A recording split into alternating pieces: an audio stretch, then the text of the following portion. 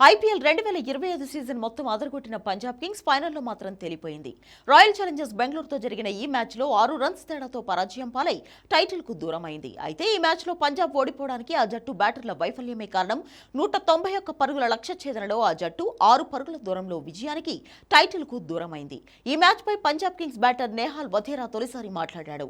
తన వల్లే match ఓడిపోయామని అభిప్రాయపడ్డాడు. Royal Challengers Bengaluru నిర్దేశించిన 191 పరుగుల లక్ష్యాన్ని ఛేదించే క్రమంలో నేహాల్ వధేరా ఆశించిన మేర రాణించలేకపోయాడు.